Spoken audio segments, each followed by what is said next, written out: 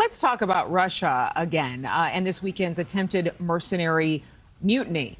President Putin saying any member of the Wagner Group who did not participate in the failed rebellion has three options. You can join Moscow's army, you can go to Belarus, or just go home.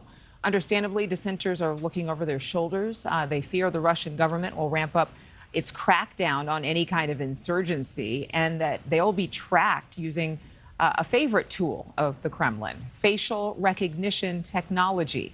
Jamil Jaffer, founder and executive director of the National Security Institute, with me right now. So is this indeed going to be something that Moscow even wastes its time with? I mean, clearly they're striking the fear of God in these men if this is indeed something that needed to be stopped, was halted, and now they're on the hit list for Moscow.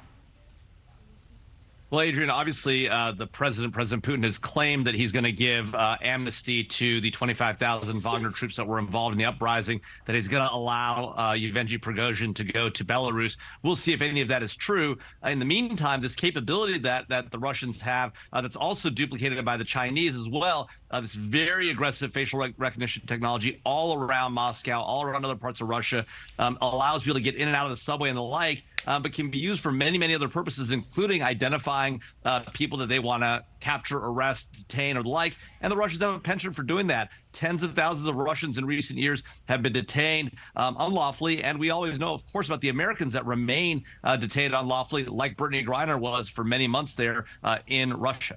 Can we talk a little bit about the Chinese technology? You brought that up, and I don't want to just skate over it. They're using this technology to basically control the public.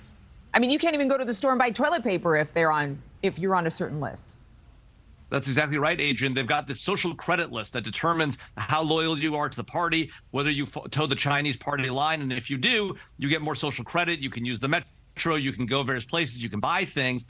If you don't, if your social credit goes down, you're unable to do it. A lot of that is implemented through this facial recognition technology. They're also using it, the Chinese are, in the Xinjiang province to oppress the million Muslim Uyghurs they have detained there in essentially what are modern day gulags. But what are the chances that this kind of technology used in Russia, used in China, would actually be used in America? I mean, there has been a lot of technology pioneered here by U.S. companies. Well, obviously, Adrienne, we have facial recognition technology here in the U.S. We could use it. Part of the reason that doesn't happen here in the United States is where we come from and our Bill of Rights, the way we think about the rights of Americans and the things we're willing to accept. There are a lot of nations where they face significant threats, national security threats and the like. Israel's a good example, where they've implemented significant security procedures to help protect themselves. The American public isn't prepared to do that today, and I think we're unlikely to see that kind of thing take place unless, of course, there's some sort of massive change in the American public's views or our leadership in government. But what do you know about Russian companies, or more certainly Chinese companies, buying up Americans' personal information, imagery, files, and actually being able to use that and weaponizing this facial recognition technology here in the States?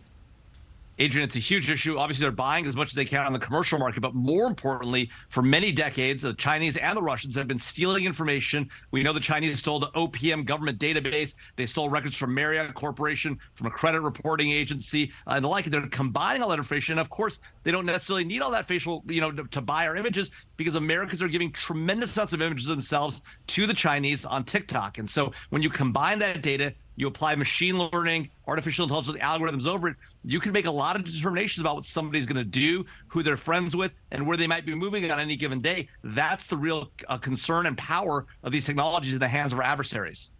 Jamil Jaffer, thank you so much for being with us as part of Morning in America. Again, something that is at the top of mind for so many watching at home. Thank you. Thank you for watching. Go to newsnationnow.com to find News Nation on your television provider. And don't forget to click the red subscribe button below to get more of News Nation's fact-driven, unbiased coverage.